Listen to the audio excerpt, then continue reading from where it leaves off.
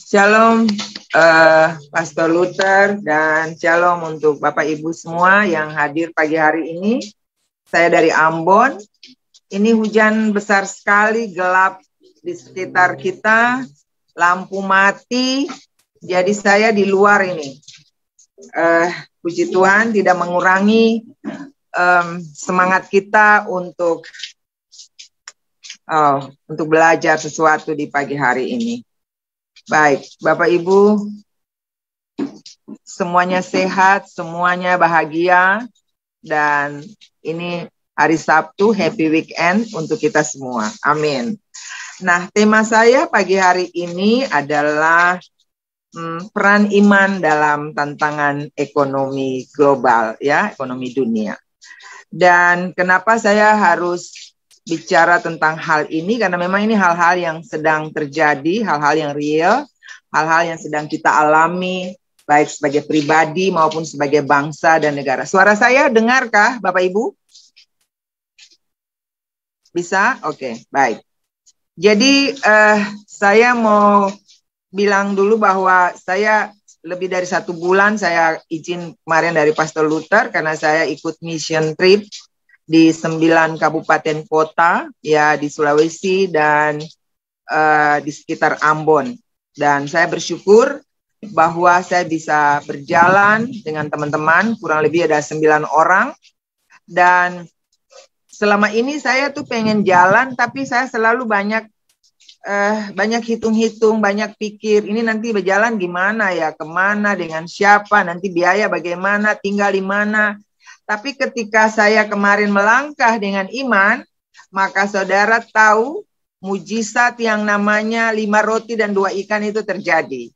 Kapan? Pada waktu murid-murid melangkah, maka mujizat itu terjadi. Jadi kalau kita tidak melangkah duduk manis, maka kita tidak akan melihat apa-apa. Amin.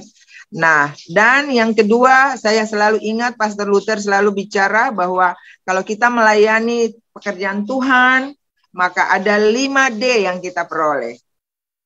Ada yang tahu? 5D itu apa saja? Kita dituntun dari surga, kita dilindungi, kita disuplai, kita dipromosi, dan kita diberi kuasa dari surga. Dan saya melihat hal-hal itu benar-benar terjadi. Jadi dituntun itu maksudnya kita mau kemana tuh Tuhan arahkan, ke sini, ke sini. Dan itu akhirnya hal-hal yang kita alami itu powerful. Jadi kita juga senang, orang-orang dilawat Tuhan luar biasa. Saya bertemu dengan orang-orang baru, Bapak Ibu. Dan yang saya lihat bahwa anak-anak muda sedang dipakai Tuhan, dipanggil Tuhan. Anak-anak umur 4 tahun, 5 tahun bisa mendoakan tumpang tangan kepada generasi mereka. Dan mereka dilawat Tuhan luar biasa. Saya juga melihat ada juga jemaat yang masih bingung, orang-orang Kristen tapi bingung karena mungkin jarang juga baca firman Tuhan. Itu saya temukan. Kemudian yang saya lihat juga adalah mereka itu lapar dan haus akan firman Tuhan. Jadi suka dengar dengan muka yang heran, hati bingung gitu ya. Tapi saya tahu bahwa ini semua sedang terjadi di mana-mana dan salah satu tempat, salah satu contoh di 9 kabupaten kota yang saya pergi, saya lihat hal-hal itu terjadi. Dan yang paling banyak saya dengar adalah keluhan tentang masalah keuangan. Jadi Ibu, sekarang nih semua mahal ya, susah ya. Kita nih cuma hidup dari tanam padi, kalau ini hujan, tidak ada ini, kita terus gimana ya. Jadi itu keluhan-keluhan yang memang saya temukan ketika saya ada di lapangan, ketika bertemu dengan orang-orang ini. Dan akhirnya ada yang gade sawahnya, gade lahannya, gade rumahnya, dan terlibat dengan banyak hal, Bapak Ibu. Itu yang saya potret selama perjalanan saya lebih dari 1 bulan. Nah, tetapi kita lihat dulu nih, Roma 10 ayat 21. Kita lihat Roma 10 ayat 21, di sini bilang begini. Saya cuma mau bilang untuk kita semua bahwa Tuhan itu mengasihi saudara dan saya. Amin. Di dalam Roma 10 ayat 21 bilang begini. Tetapi tentang Israel, ia berkata, sepanjang hari aku mengulurkan tanganku kepada bangsa yang tidak taat dan yang membantah. Jadi Bapak Ibu, saya waktu baca ayat ini saya juga sedih sekali karena saya tanpa sadar saya juga baru ngerti bahwa ternyata Tuhan itu sepanjang hari dia mengulurkan tangannya kepada Israel. Saudara dan saya adalah Israel rohani. Yang juga sepanjang hari Tuhan ulurkan tangannya kepada kita. Kita nih siapa? Kita nih juga keras kepala, tegar tengkuk, benar nggak? Tidak taat, suka memberontak, suka ngomel. Tapi bayangkan sepanjang hari, artinya dari pagi sampai kita tidur malam, tangan Tuhan itu diulurkan kepada saudara dan saya. Jadi apapun yang terjadi dalam hidup ini, kita sebenarnya tidak perlu takut sebagai anak-anak Tuhan. Tapi kita perlu belajar dan kita perlu tahu hal-hal yang sedang terjadi saat ini. Amin. Nah, Bapak Ibu, saya pernah juga membaca dari 1 Yohanes 2 ayat 18 ini, saya pernah sharing, tapi mari kita lihat lagi. 1 Yohanes 2 ayat 18. Ya, karena kalau bicara tentang ekonomi, kita juga tidak terlepas dari yang satu ini, ya. 1 Yohanes 2 ayat 18 bilang begini. Anak-anakku, waktu ini adalah waktu yang terakhir. Dan seperti yang telah kamu dengar, seorang antikristus akan datang. Sekarang telah bangkit banyak antikristus. Itulah tandanya bahwa waktu ini benar-benar adalah waktu yang terakhir. Ayat ini sudah ada ribuan tahun yang lalu. Tapi yang namanya antikris itu saat ini sudah ada di tengah-tengah saudara dan saya. Seorang antikristus akan datang dan sekarang telah bangkit banyak antikristus. Dan itu salah satu tanda bahwa kita ada di waktu yang terakhir. Nah, siapa antikris itu? Kita lihat ayat 19 dari bacaan tadi. Memang mereka berasal dari kita, tapi mereka tidak sungguh-sungguh termasuk pada kita. Sebab jika mereka sungguh-sungguh termasuk pada kita, niscaya mereka tetap bersama-sama dengan kita. Artinya antikristus itu juga adalah orang-orang yang dulu bersama-sama dengan kita. Orang-orang yang dulu juga percaya beriman kepada Kristus, tapi tidak sungguh-sungguh dan akhirnya mereka tidak bersama-sama dengan kita. Karena banyak masalah. Saya kasih contoh, ada satu keluarga yang saya temukan dulu suka rajin ke gereja, bersama-sama dengan kita, malah ikut melayani juga. Tapi kita sangat terkejut karena beberapa waktu yang lalu kita lihat semua sudah merubah, semua atributnya berubah total. Dan saya sangat terkejut sekali dan waktu saya tanya, kenapa ya bisa gini? Masalah ekonomi. Ya, ujung-ujungnya masalah ekonomi. Dulu sama-sama, tapi sekarang mereka terpisah. Kita berdoa supaya kita tetap ada bersama-sama di dalam Tuhan, beriman, apapun yang kita sedang hadapi, tapi Tuhan selalu menyertai saudara dan saya. Amin. Antikris itu juga adalah mereka yang tidak menerima baik bapa maupun anak. Dan ini mari saya mau baca 2 Tesalonika pasal 2 ayat 3 dan 4. Kita lihat ayat ini, kita baca. Janganlah kamu memberi dirimu disesatkan orang dengan cara yang bagaimanapun juga. Sebab sebelum hari itu, haruslah datang dahulu murtad, dan haruslah dinyatakan dahulu manusia durhaka yang harus binasa, yaitu lawan yang meninggikan diri di atas segala yang disebut atau disembah sebagai Allah.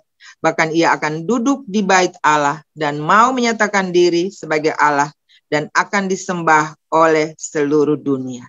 Bapak Ibu, ayat ini berbicara bahwa lawan yang akan meninggikan diri di atas segala yang disebut dan disembah sebagai Allah. Jadi peristiwa ini akan terjadi di mana antikris ini dia akan duduk di bait Allah dan dia menyatakan dirinya sebagai Allah dan dia akan disembah oleh seluruh dunia. Oke?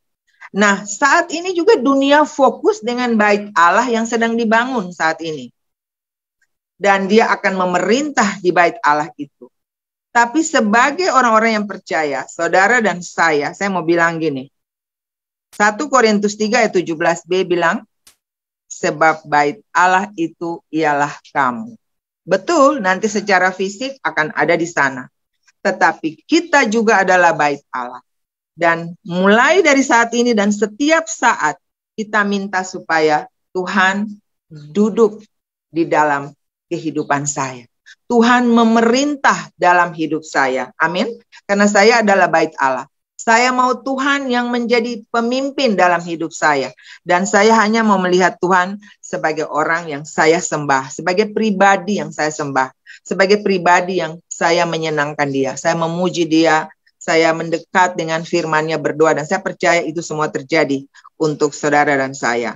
Jadi kita tidak usah pusing dengan bait Allah yang nanti akan dibangun dan seterusnya. Tapi kita harus mengerti bahwa kita juga adalah bait Allah. 2 Korintus 6 ayat 16, karena kita adalah bait dari Allah yang hidup menurut firman Allah. Dan kalau Tuhan itu duduk, berdiam, bahkan memerintah dalam hidup kita, di sini dikatakan begini, Tuhan akan diam bersama-sama dengan mereka. Saya ganti kata mereka dengan saya. Bahwa Tuhan akan diam bersama-sama dengan saya. Dan hidup di tengah-tengah saya. Dan akan menjadi Tuhan saya, dan saya akan menjadi umat kepunyaan Tuhan. Katakan amin. Jadi ketika Tuhan duduk memerintah dalam hidup kita, maka hal-hal inilah yang akan terjadi dalam hidup saudara dan saya. Bicara tentang antikris, saya tidak bicara tentang antikris. Gereja nanti ada di mana, ya. Tapi yang saya mau bilang bahwa berbicara tentang antikris juga tidak terlepas dari berbicara tentang masalah ekonomi. Wahyu 13 ayat 16 dan 17 berkata dengan jelas, kecil, besar, tua, muda, hamba, merdeka, betul? Tidak akan bisa berbelanja. Tidak akan bisa membeli, tidak akan bisa menjual, kecuali mereka yang memakai tanda binatang itu atau bilangan namanya. Ini berbicara tentang transaksi keuangan. Dan saat ini di seluruh dunia sedang bergeser hal-hal yang tadinya menjadi kekuatan andalan sebuah negara, sekarang mulai bergeser. Amerika banyak bank-bank yang sudah mulai kiamat di sana, ya. Karena bank sentral di seluruh dunia itu menaikkan suku bunga secara bersamaan. Itu akan sangat fatal, saudara-saudara, kalau itu terjadi, ya. Dan kita lihat bahwa ada banyak nubuatan, banyak ramalan, ada banyak pesan Tuhan bahwa memang masalah ini sedang terjadi. Betul?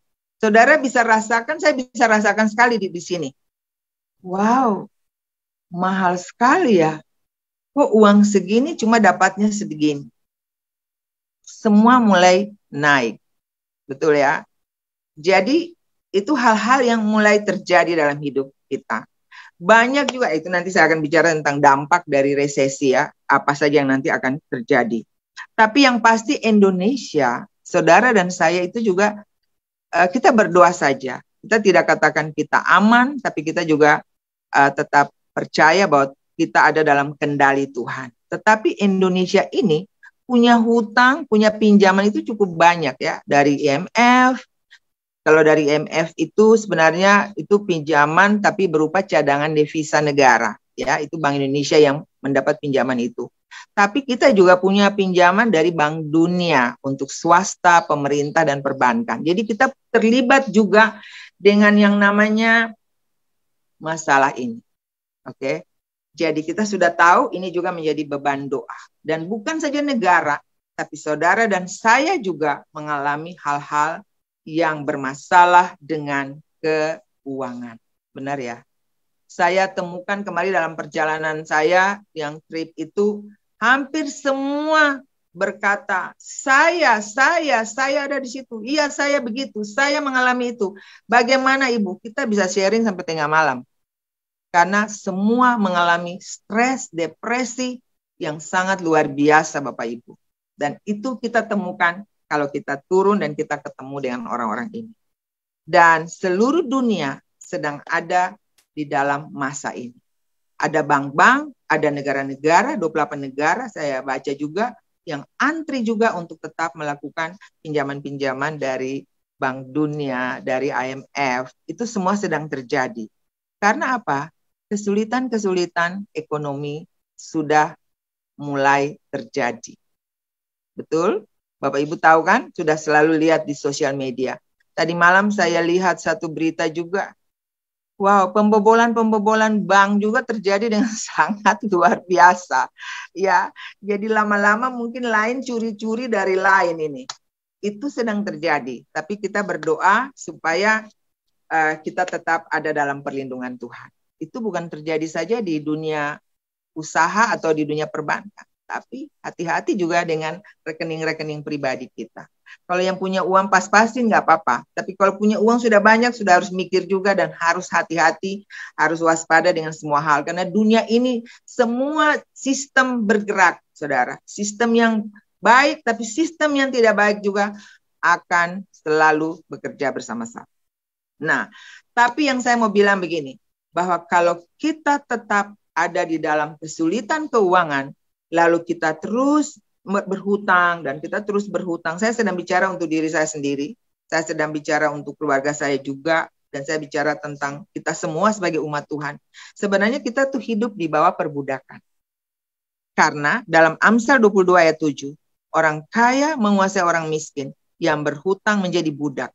Jadi ketika kita tidak bisa melepaskan diri dari keadaan ini, maka kita tetap ada di bawah yang namanya perbudakan. Kalau di sini Bapak Ibu adalah orang-orang yang kaya, 1 Timotius 6 ayat 17 sampai 19. Coba kita lihat. 1 Timotius 6 ayat 17 sampai dengan 19. Kalau ada di sini yang kaya, ya, kita di sini juga anak-anak Tuhan, memang kita juga harus kaya karena kita diberkati untuk bisa memberkati orang lain. Tapi mari kita lihat ayat 17. Peringatkanlah kepada orang-orang kaya di dunia ini, agar mereka jangan tinggi hati dan jangan berharap pada sesuatu yang tak tentu seperti kekayaan, melainkan pada Allah yang dalam kekayaannya memberikan kepada kita segala sesuatu untuk dinikmati. Dan ayat 18, peringatkanlah agar mereka itu berbuat baik, menjadi kaya dalam kebajikan, suka memberi dan membagi. Dan dengan demikian mengumpulkan suatu harta sebagai dasar yang baik bagi dirinya di waktu yang akan datang untuk mencapai hidup yang sebenarnya. Kita sering dengar orang bilang begini, kalau kali-kali gampang, tambah-tambah gampang, kurang-kurang gampang, tapi yang namanya bagi-bagi susah. Benar gak sih? Bagi-bagi susah.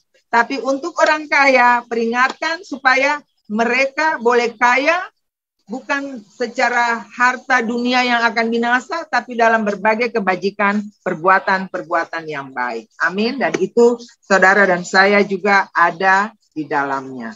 Amin. Nah, Bapak Ibu Saudara, kenapa tantangan ekonomi ini merupakan sebuah tantangan, yang saya katakan tantangan? Karena dampaknya tuh begini. Ya, ini dengan bahasa yang sederhana saja. Dampak dari sebuah resesi, itu yang pertama kita lihat, perdagangan itu melambat, ya. Harga-harga barang naik. Ini kata-kata yang sederhana atau inflasi, ya. Suku bunga bank sentral naik secara bersamaan. Bisnis mulai lesu. PHK ada di mana-mana. Dan kalau PHK, maka ada pengangguran. Betul? Akan ada apa? Pendapatan mulai berkurang.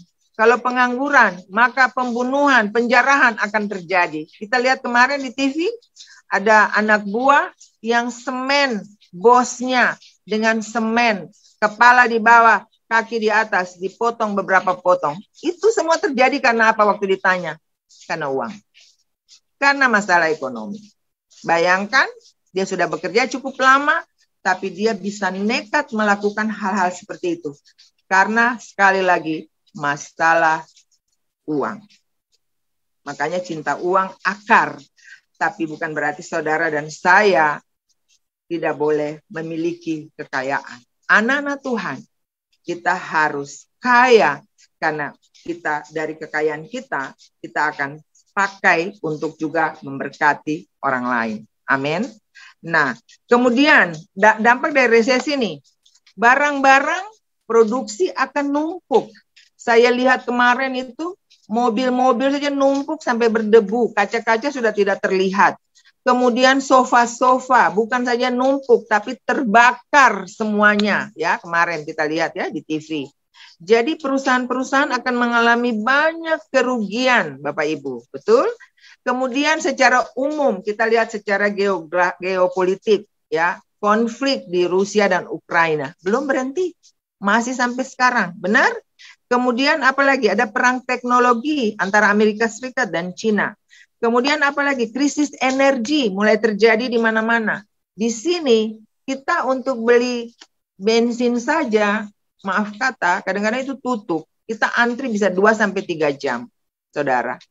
Dan itu saya alami di sini dan saya berdoa supaya bisa teratasi. Kemudian belum lagi tantangan pandemik. Ini hal-hal yang sedang terjadi, Bapak Ibu. Kita tidak bisa tutup mata, tapi kita berdoa supaya Tuhan memberikan kemampuan untuk kita mengatasi semua ini. Jadi semua ini yang terjadi bisa membuat apa? Manusia menjadi panik, manusia menjadi takut, betul?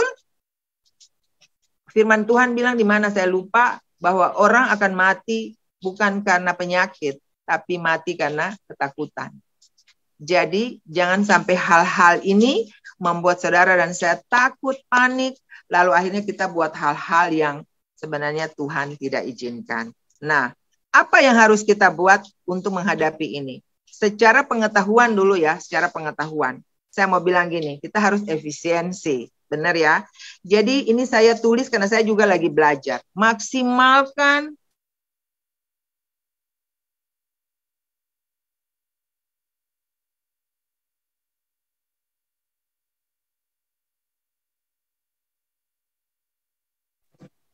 Suaranya Ibu Paula tidak kedengaran ini. Halo? Bisa? Oke. Lanjut, Momola. Ya. Jadi apa yang harus kita buat? Secara pengetahuan, kita harus bisa belajar untuk mulai menabung. Hindari investasi-investasi, arisan-arisan yang akhirnya kita lihat banyak sekarang yang bermasalah, sampai miliaran rupiah, tapi uangnya sudah tidak bisa kembali. Benar ya? Jadi kalau mau berinvestasi, cek dulu karena ada ratusan investasi bodong di Indonesia. Ya. Kemudian kita mesti mulai irit, efisiensi. Kalau misalnya tidak ada orang dalam ruangan, AC itu kasih mati aja. Jangan AC berjalan dari pagi sampai malam. Air, keran-keran, dan seterusnya. Itu efisiensi. Suka makan biasa di kafe, di rumah-rumah makan mahal. Ini saya lagi bicara untuk diri saya. Ternyata itu semua kita sudah harus hindari. Kita sudah harus kurangi. Kita sudah harus efisiensi. Minimalisir tagihan-tagihan bulanan. Kuota internet. Kadang-kadang kita bisa beli internet tuh sampai sekian banyak. Kita sudah harus mulai bisa irit. Kemudian punya hutang, punya kartu-kartu kredit, lunasi sekarang. Kemudian yang terakhir, cari kerja sampingan. Nah, ini secara pengetahuan. Jadi itu hal-hal yang kalau resesi terjadi, masalah-masalah kesulitan terjadi, tapi kita bisa membackup diri kita dan keluarga kita. Amin. Nah, kemudian sebagai orang percaya, tema saya tadi, peran iman itu di mana ya? Peran iman itu di mana? Sebagai orang percaya. Nah, kalau saya lihat iman dalam bahasa aslinya ya Pak Luther, kalau tidak salah itu dari kata dia berarti aman, ya aman. Artinya berpegang teguh, aman. Jadi kalau orang yang beriman teguh pada Tuhan sebenarnya dia aman. Mungkin pengertiannya seperti itu.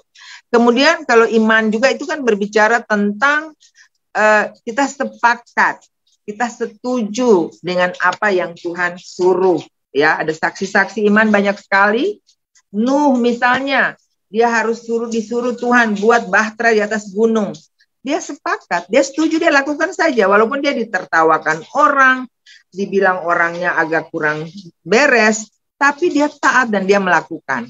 Nah, jadi iman itu berbicara tentang kesepakatan, setuju dengan Tuhan. Nah, tapi dalam Ibrani 11, iman itu adalah dasar.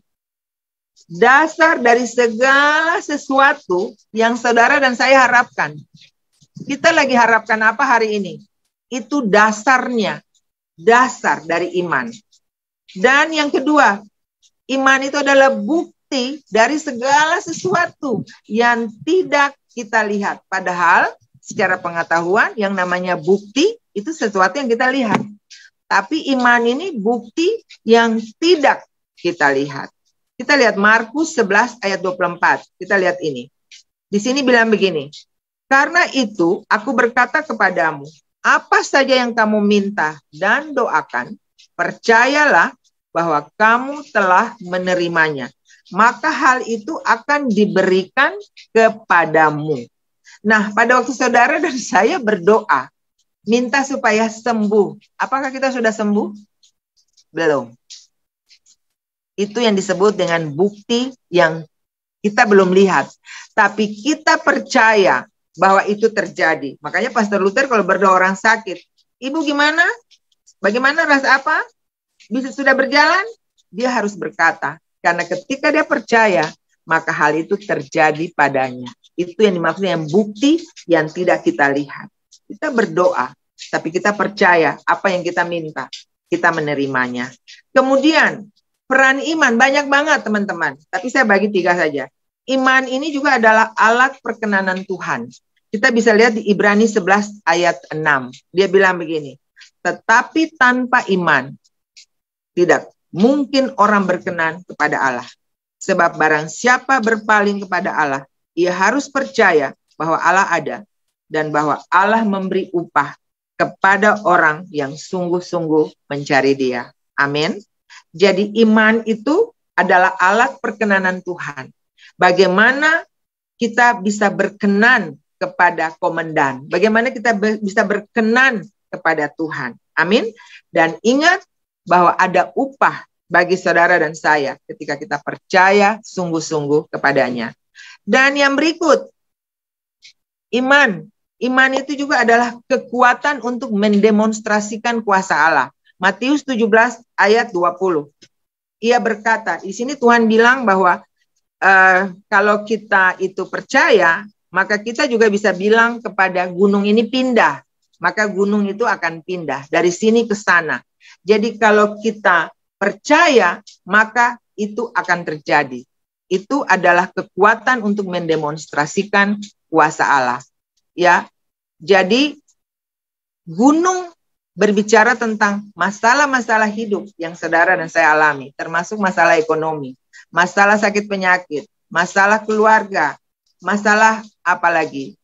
Masalah pendidikan, masalah bangsa ini, masalah gereja. Kita punya banyak masalah, gunung-gunung banyak banget. Tapi ketika kita dengan iman, firman Tuhan bilang, sebesar biji sesawi saja, maka apa yang kita katakan itu pasti terjadi. Amin. Dan ada banyak lagi, 1 Timotius 3:13, iman itu memberi keberanian untuk bersaksi. Contoh kayak Stefanus.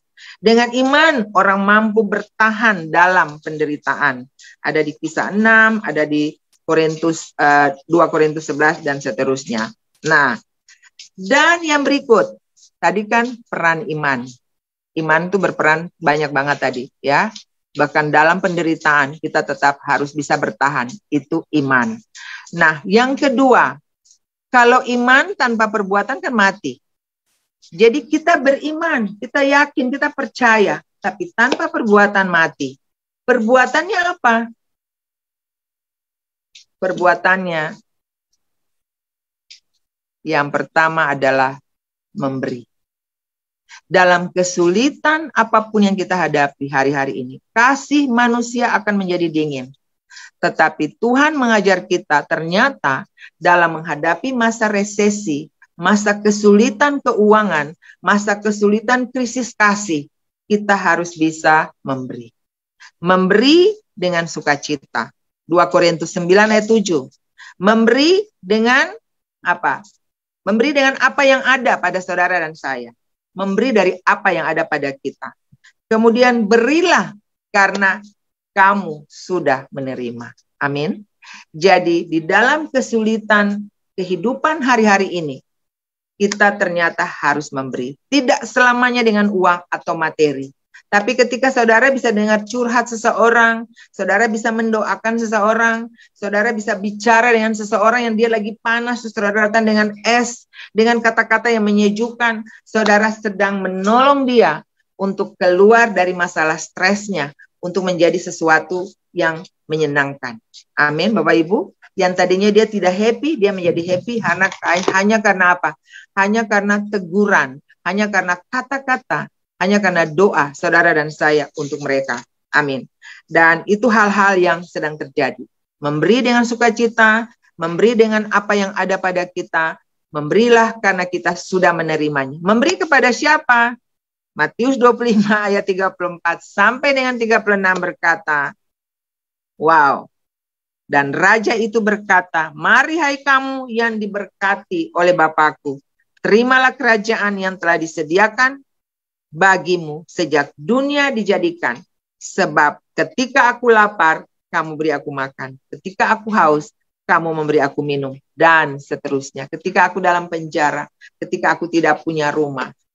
Itu yang Tuhan mau kita lihat dan kita lihat. Orang-orang seperti ini ada dan sangat banyak di sekitar kita. Dan yang terakhir, pergilah, beritakan Injil.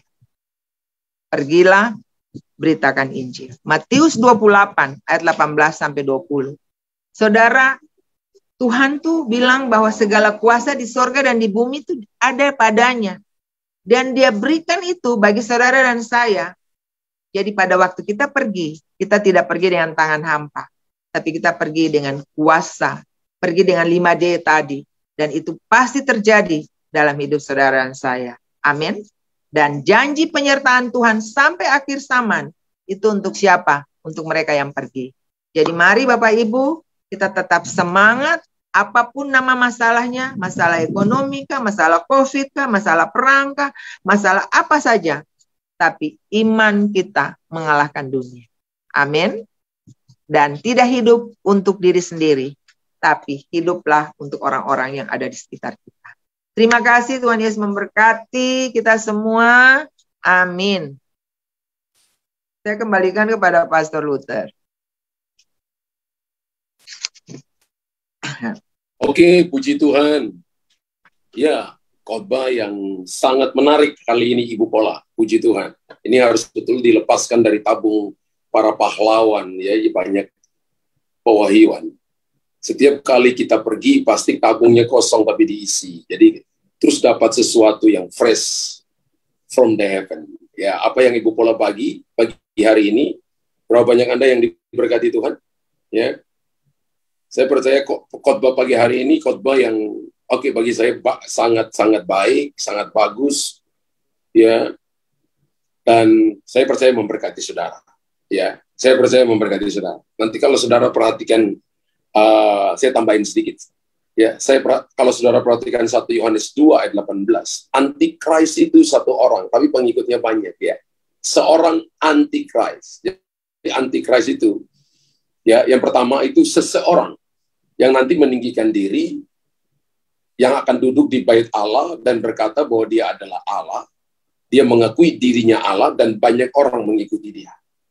Alkitab berkata bahwa hari-hari ini, apakah orang itu sudah ada? Mungkin sudah ada. Tidak ada yang berani berkata bahwa, oh orang ini, karena belum menyatakan dirinya. Belum menyatakan dirinya. Tapi pengikut antikris sudah banyak. Banyak. Kalau Anda masuk ke YouTube dan Anda lihat, sudah ada banyak yang berkata, kami pengikut setan, kami begini. Banyak sekali. Ya, kemarin Ibu Paula kirim ke grup keluarga, ya, ada yang di bangsa di mana itu udah mengatakan bahwa kami ini pengikut setan. Sudah ada. Tapi ingat bahwa yang menahan mereka belum menyatakan diri dengan nyata itu adalah gereja Tuhan. Makanya musuh terbesar dari antikris. Antikris itu anti terhadap pengurapan. Ingat ulang ya. Antikris itu adalah anti terhadap pengurapan. Anti terhadap kehidupan Kristus. Karena Christ itu adalah anointed, adalah urapan. Jadi anti terhadap pengurapan, anti terhadap pekerjaan roh, anti terhadap pekerjaan-pekerjaan supranatural. Mereka pintar, orang-orang ini pintar, knowledge-nya hebat, Mereka punya manajemen keuangan yang hebat, mereka punya uang, mereka punya relasi yang hebat, tapi mereka anti terhadap pengurapan, anti terhadap alam supranatural. Mereka berpikir bahwa pikiran mereka dapat menyelesaikan banyak hal. Ya, orang-orang ini mereka membangun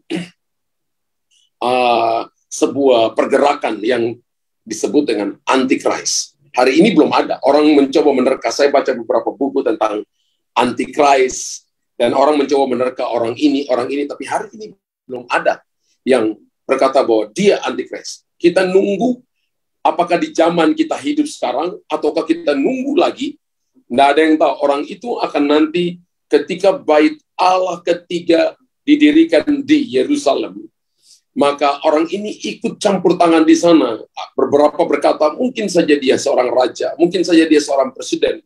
Karena tidak mungkin seorang berkata dia antikris kalau dia nggak punya influence, nggak punya pengaruh atas beberapa bangsa, atas satu bangsa, atau atas all nation. Dia harus punya sebuah pengaruh yang besar untuk dia berkata bahwa akulah Allah, aku yang punya kuasa untuk memberikan kesejahteraan kepadamu. Ketika engkau punya problem dalam keuangan, problem tidak bisa makan minum, aku bisa memberikan kepadamu. Saudara perhatikan baik-baik bahwa itu yang tadi saya mau jelaskan kepada saudara, bahwa dia seseorang yang disebut dengan antikris dan ada banyak pengikutnya. Dan kalau Bapak Ibu kita bicara tentang, tadi Ibu Paula jelaskannya sudah sangat baik. Tapi kalau kita lihat kalau kita bicara tentang iman itu, saya mau tadi bicara tentang bahasa aslinya. Iman itu kan bahasa aslinya pistis. Tadi ada dua kata ya. Yang pertama pistis. Ya. Pistis itu artinya yang tadi diterjemahkan aman, tapi dikatakan bergantung kepada sesuatu. Ya. Jadi iman itu artinya bergantung kepada sesuatu. Misalnya Bapak Ibu dengar begini, kamu bergantung aja kepada Tuhan. Itu artinya kita menggiring orang untuk percaya kepada Tuhan, menggiring orang untuk dia beriman. Misalnya saya menganalogikan, misalnya kita sedang bergantung kepada sebuah batang yang kuat, tapi di bawahnya itu jurang. Kira-kira Bapak Ibu mau lepaskan tangan dari batang itu enggak? Ada yang mau lepaskan tangan? Di bawahnya jurang, airnya sangat deras, dan jurangnya itu 300 meter. Batu-batu terjal di sana. Ada yang mau lepaskan tangan? Saya pikir hanya orang gila yang lepaskan tangan. Orang gila pun nggak mau mati, saudara.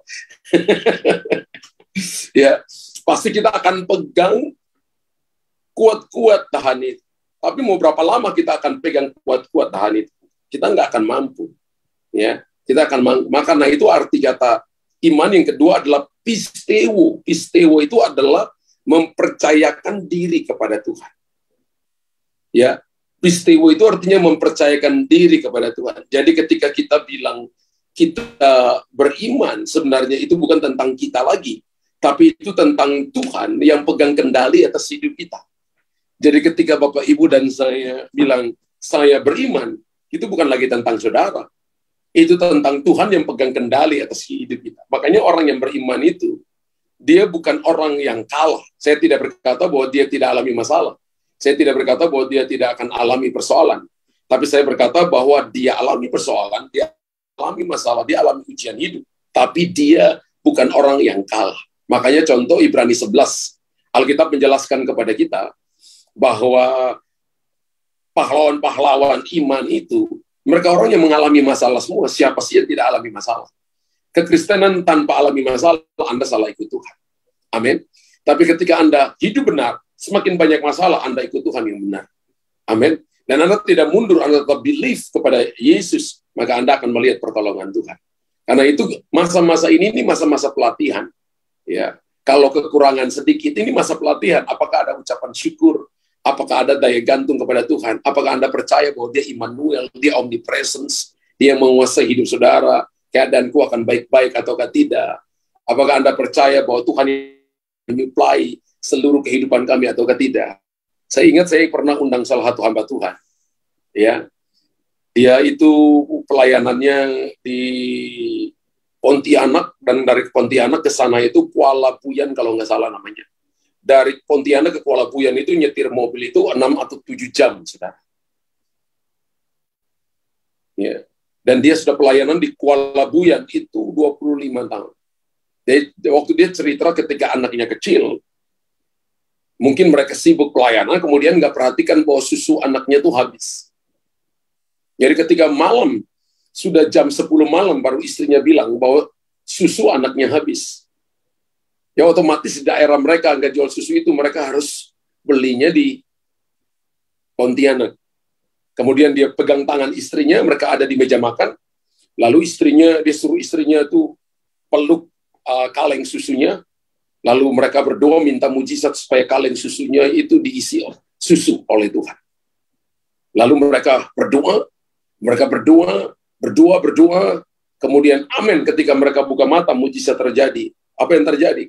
Kaleng susunya tetap kosong. Mereka berdoa lagi beberapa kali, mungkin kurang lebih 1 jam sampai 1 jam setengah. Mujizat tetap sama, kaleng susunya tetap kosong. Ketika mereka selesai berdoa, pintu rumahnya diketok oleh seseorang.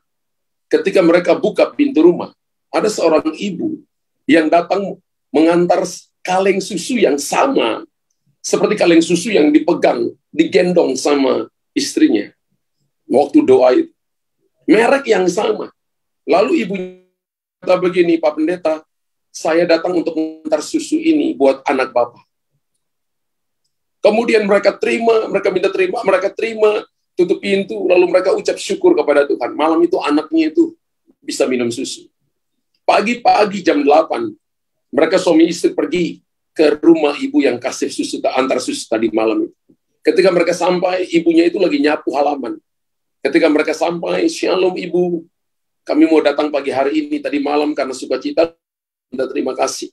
Kami mau minta terima kasih, ibu sudah antarkan susu buat anak kami. Ibunya tuh lihat suami dan istri ini dari ujung kepala sampai ujung kaki. Beberapa kali kemudian lari masuk ke dalam rumah, panggil suaminya. Mungkin sudah ngomong kepada suaminya, terus suaminya keluar dan suaminya katakan, tadi malam istri saya nggak kemana-mana, Pak Pendeta. Tadi malam kami ada acara di rumah. Istri saya nggak ke rumah Bapak. Suami istri itu nangis di depan rumah itu dan mereka pulang. Mereka tahu bahwa Tuhan telah mengirimkan malaikatnya untuk mengantarkan sekaleng susu kepada mereka. Wow. Saudara dengar baik-baik. Iman itu membuat yang tadinya tidak mungkin menjadi mungkin. Tapi yang kedua, iman itu bisa menggerakkan alam supranatural. Bisa menggerakkan para malaikat Allah ikut melayani saudara. Amin. Ketika Anda lakukan ini dengan percaya kepada Tuhan, Anda nggak dipermalukan. Makanya Tuhan berkata begini, apakah pada waktu aku datang pada kali yang kedua, aku akan menemukan iman di bumi. Iman itu menjadi barang langka, tapi iman itu menjadi mata uang orang percaya. Tulis di kolom komentar, iman itu adalah mata uang orang percaya. Kalau Anda mau belanja sesuatu di kerajaan Allah, Anda nggak bisa pakai rupiah, nggak bisa pakai dolar Australia, Anda nggak bisa juga pakai dolar Amerika, Anda juga nggak bisa pakai ringgit Malaysia, Anda juga nggak bisa pakai dolar Singapura, Anda nggak bisa pakai juga euro, nggak bisa. Yang butuh itu tuh gereja di dunia, tapi di kerajaan Allah mata uangnya adalah iman. Dan saya percaya apa yang tadi dijelaskan oleh Ibu Pola itu mengguide saudara dan saya untuk kita mengerti bahwa kita sedang hidup di hari-hari yang bukan gampang, sulit. Tapi kita harus memutuskan bagaimana kita berdiri. Berdirilah bersama dengan Tuhan. Keadaanmu akan baik-baik saja. Bekerjalah seperti Anda melakukan untuk Tuhan. Kolose 3 ayat 23. Kerja seperti melakukan untuk Tuhan. Maka Anda akan melihat bahwa supply sorga, promosi sorga, perlindungan sorga akan dinyatakan atas saudara dan saya. Dan hebatnya lagi kuasa sorga menyertai kita. Tuhan berkati Bapak Ibu. Puji Tuhan, puji Tuhan.